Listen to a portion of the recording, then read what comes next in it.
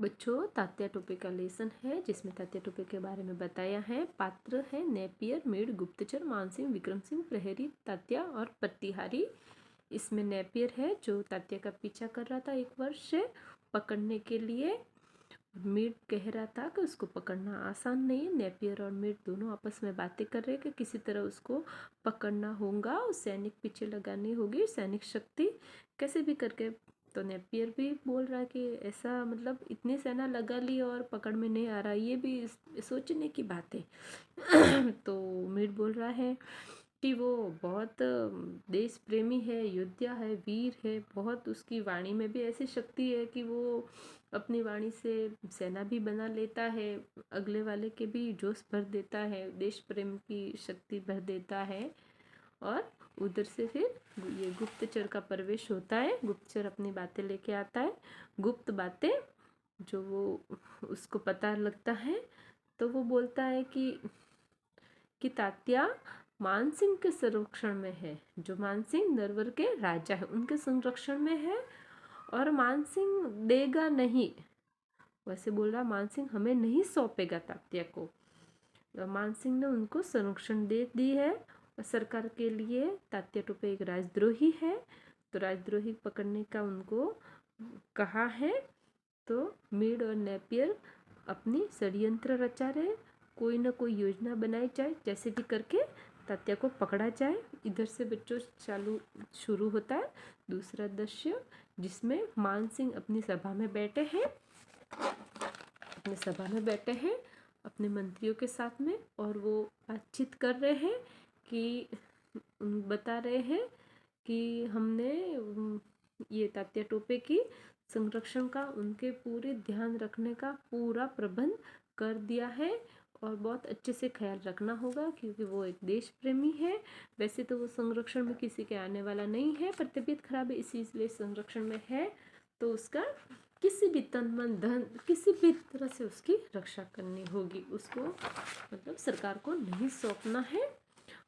उधर विक्रम सिंह भी उसके मंत्री है, जो विक्रम सिंह भी बोल रहे हैं कि हाँ हम कोशिश करेंगे। उधर से प्रहरी आता है, जो मुख्य द्वार पर पहरा देता है वो आता है, और वो कहता है कि बाहर मेजर मेड आया है, जो मानसिंह को कहता है आपसे मिलना चाहता है। मानसिंह ने कहा कि भेज दो, और दोनों मानसिंह और मेड के बीच में बातें होती है।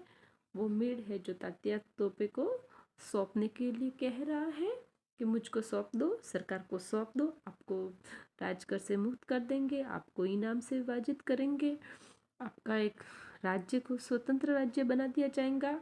आप हमको सिर्फ एक तात्या टोपे को सौंप दो। सरकार के लिए तात्या टोपे राजद्रोही ही है, क्योंकि वो एक स्वतंत्रता राज्य चाहता है, वो विदेशी ताकतों के अंडर में रहना नहीं चाहता है। तो मानसिंह, विक्रम सिंह, ये भी सब देश प्रेमी ये भी चाहते हैं कि तात्या टोपे अच्छे से रहे, फिर हमको मार्ग प्रशस्त करे उसके कहे अनुसार, क्योंकि उनकी बहुत अच्छे सब प्लान रहते हैं उनके तात्या टोपे के। उधर से प्रतिहारी आता है। मेड का आवेश में आना, जो मेड है वो गुस्से में आ जाता है। उधर से प्रतिहारी आता है। मेड का आवेश में आना, बच्चों यहाँ से आगे प्रतिहारी जो द्वार पे खड़ा रहता है ना, द्वारपाल बोलते हैं अब वो प्रतिहारी, वो आके एकदम से चिल्लाने लगा, बोलने लगा महाराज धोखा हो गया। सब महिलाओं को, महल में सारी महिलाओं को सरकार के आदमी सैनिक आकर पकड़ के लेके गए। तो मानसिंह ने कहा कि सैनिक पकड़ के लेके गए सरकार के, तो हमारे सैनिक जो प्रतिहारी जो थे वो हमारे पहरेदार कहाँ थे।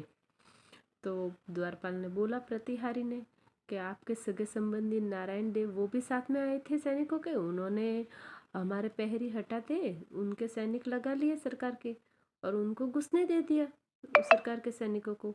फिर वो सभी महिलाओं को लेके चले गए। तो मानसिंह बोला कि अभी मर्यादा की रक्षा तो करनी होगी, औरतों को छुड़वाना तो होगा। तो धोखे से वो लेके चले गए आकर। तो विक्रम सिंह ने बोला कि अभी धैर्य से काम लो। मानसिंह को बोला धीरे धीरे योजना बना के हम करते हैं, सब महिला को छुड़वाते हैं, और छुड़ाने का काम मुझ पे सौंप दीजिए, मान रक्षा का भार मुझ पे छोड़ दीजिए, मैं छुड़वाती हूँ। आगे है चौथा दृश्य राजकीय उद्यान में।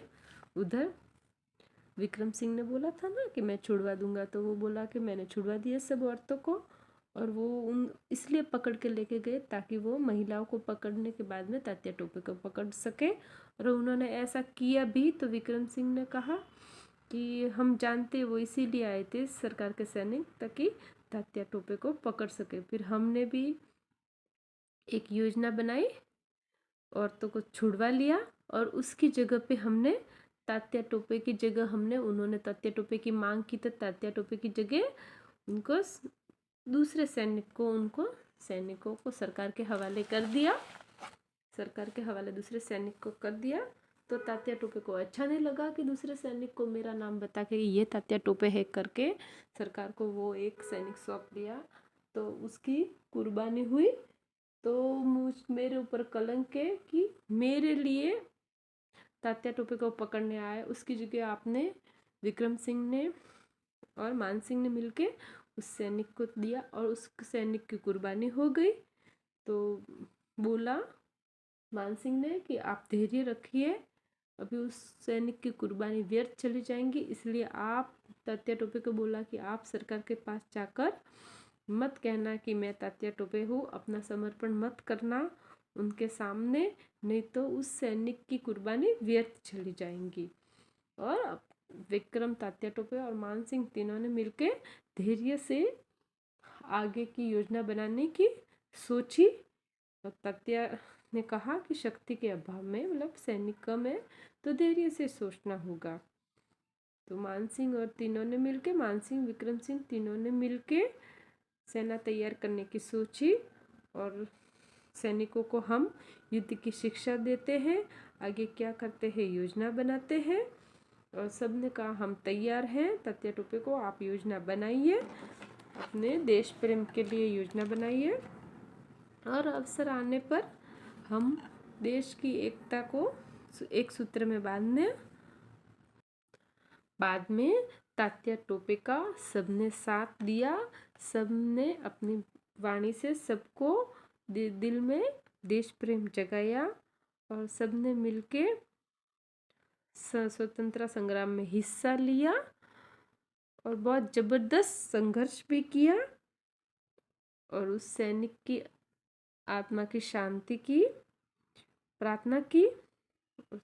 अंत में तात्या टोपे ने ठान लिया कि जब तक बदला नहीं लूँगा, सन्यासी के वेश में रहूँगा, अब तक अपने लिए जीता रहा, अब उसके लिए और देश के लिए जीऊँगा, अभी मैं देश के लिए जीऊँगा। तात्या टोपे ने ऐसा सोचा, और अंत तक तात्या टोपे देश प्रेम के लिए लड़ते रहे, और कभी वो हाथ में नहीं आए। और हाथ में, मैं बच्चों आपको बता दूं कि तात्या टोपे के साथ में धोखे से उनको पकड़ा गया, वो कभी हाथ में नहीं आए।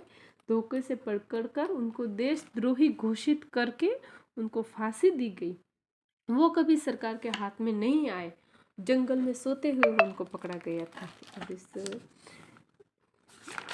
इस पाठ के लेखक है सुरेश चंद्र गुप्ता। Thank you.